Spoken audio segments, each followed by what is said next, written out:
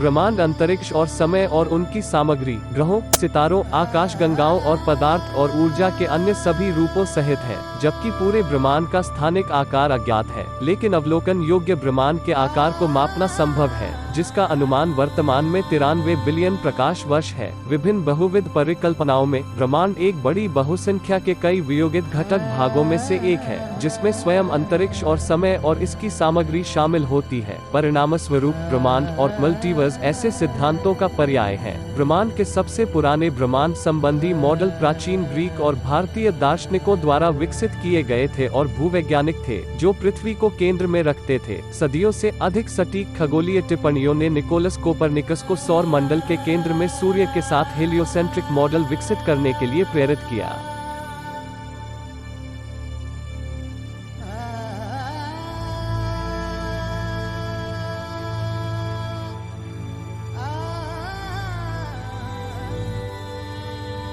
सार्वभौमिक गुरुत्वाकर्षण के कानून को विकसित करने में आइजैक न्यूटन ने कोपरनिकस के काम के साथ साथ जोहान्स केपलर के ग्रहों की गति के नियम और टाइको ब्राहे द्वारा टिप्पणियों का निर्माण किया। बिग बैंग सिद्धांत ब्रह्मांड के विकास का प्रचलित ब्रह्मांडीय विवरण है। डार्क मैटर धीरे धीरे इकट्ठा होता है, जो गुरुत्वाकर्षण के प्रभाव में फिलामेंट्स और विडो की एक फोम जैसी संरचना बनाता है। हाइड्रोजन और हीलियम के विशाल बादलों को धीरे धीरे उन जगहों पर खींचा गया जहां पर डार्क मैटर सबसे ज्यादा घना था, जिसमें पहले आकाशगंगाएं, तारे और बाकी सब चीजें दिखाई देती थीं। ऐसी वस्तुओं को देखना संभव है जो अब 13.799 बिलियन प्रकाश वर्ष से अधिक दूर हैं, क्योंकि अंतरिक्ष ने खुद का विस्तार किया है और यह आज भी विस्तार कर रहा है। इसका मतलब यह है कि अब जो वस्तुएं 46.5 बिलियन प्रकाश वर्ष दूर हैं, उन्हें अभी भी अपने सबसे दूर के अतीत में देखा जा सकता है, क्योंकि अतीत में जब उनकी रोशनी उत्सर्जित होती थी तो वे पृथ्वी के बहुत करीब थे। आकाशगंगाओं की गति का अध्ययन करने से यह पता चला है कि ब्रह्मांड में दृश्य वस्तुओं के हिसाब से बहुत अधिक पदार्थ हैं। तारे, आकाशगंगाएं, नेबुला और अंतरातारकीय गैस। इस अनदेखी मामले को डार्क मैटर के रूप में जाना जाता है।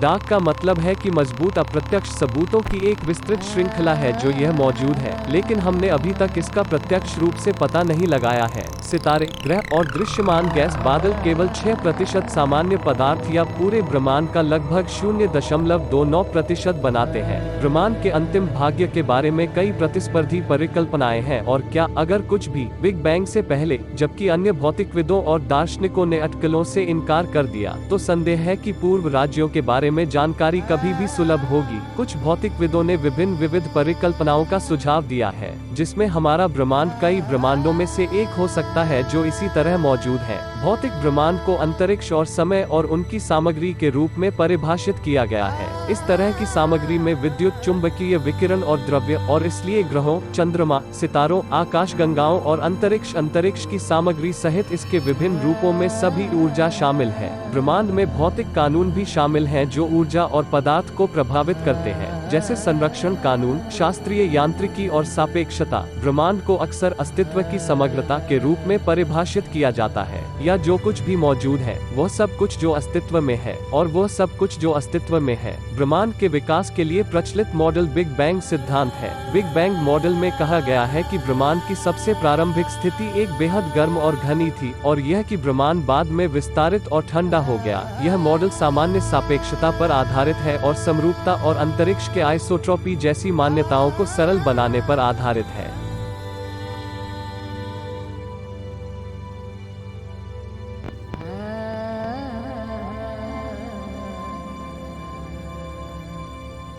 ब्रह्मांड संबंधी स्थिरांक लैम्ब्डा और ठंडे अंधेरे पदार्थ के साथ मॉडल का एक संस्करण, जिसे लैम्ब्डा CDM मॉडल के रूप में जाना जाता है, सबसे सरल मॉडल है जो ब्रह्मांड के बारे में विभिन्न टिप्पणियों का एक यथोचित अच्छा खाता प्रदान करता है। बिग बैंग मॉडल में दूरी और आकाशगंगाओं के पुनर्वितरण, हीलियम परमाणुओं में हाइड्रोजन की संख्या का अनुपात और माइक्रोवेव विकिरण पृष्ठभूमि जैसी टिप्पणियों का वर्णन है। ब्रह्मांड का आकार परिभाषित करना थोड़ा मुश्किल है। सापेक्षता के सामान्य सिद्धांत के अनुसार प्रकाश के परिमित गति और अंतरिक्ष के चल रहे विस्तार के कारण अंतरिक्ष के सुदूर क्षेत्र ब्रह्मांड के जीवन काल में भी हमारे साथ कभी बातचीत नहीं कर सकते हैं। उदाहरण के लिए पृथ्वी से भेजे गए रेडियो संदेश कभी भी अंतरिक्ष के कुछ क्षेत्रों तक नहीं पहुंच सकते हैं। भले ही ब्रह्मांड हमेशा के लिए मौजूद हो, अंतरिक्ष तेजी से फैलने की तुलना में प्रकाश इसे आगे बढ़ा सकता है। अंतरिक्ष के दूर के क्षेत्रों को माना जाता है और हम जितने भी हैं वास्तविकता का हिस्सा हैं, भले ही हम उनके साथ कभी भी बातचीत नहीं कर सकते। स्थानिक क्षेत्र जिसे हम प्रभावित कर सकते हैं और उससे प्रभावित हो सकते हैं, वो देखने योग्य ब्रह्मांड है। अवलोकनीय ब्रह्मांड पर्यवेक्षक के स्थान पर निर्भर करता है। यात्रा करने से एक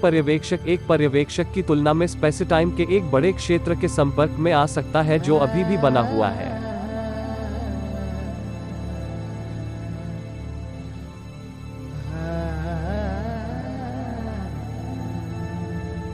फिर भी सबसे तेज यात्री भी अंतरिक्ष के सभी के साथ बातचीत करने में सक्षम नहीं होगा। आमतौर पर देखने योग्य ब्रह्मांड का अर्थ ब्रह्मांड के उस भाग से लिया जाता है जो मिलनवे में हमारे सहूलियत बिंदु से देखने योग्य है, क्योंकि हम अवलोकन योग्य ब्रह्मांड के किनारे से परे अंतरिक्ष का निरीक्षण नहीं कर सकते हैं। यह अज्ञात है कि क्या इसकी समग्रता में ब्रह्मांड का आकार परिमित या अनंत है। अनुमान बताते हैं कि संपूर्ण ब्रह्मांड यदि परिमित है तो देखने योग्य ब्रह्मांड की तुलना में 250 गुना बड़ा होना चाहिए। कुछ सट्टा सिद्धांतों ने प्रस्तावित किया है कि हमारा ब्रह्मांड है, लेकिन डिस्कनेक्ट किए गए ब्रह्मांडों के एक समूह में से एक है, जिसे ब्रह्मांड की बहुसीमित परिभाषाओं को चुनौती देने या बढ़ाने के लिए सामूहिक रूप से निरूपित किया जाता है। वैज्ञानिक मल्टीवर्स मॉडल चेतना और वैकल्पिक वास्तविकता के वैकल्पिक विमानों जैसे अवधारणाओं से अलग है। मैक्स टैगमार्क ने विभिन्न प्रकार की मल्टीवर्स के लिए एक 4 भाग वर्गीकरण योजना विकसित की, जिसे वैज्ञानिकों ने विभिन्न भौतिकी समस्याओं के जवाब में सुझाया है।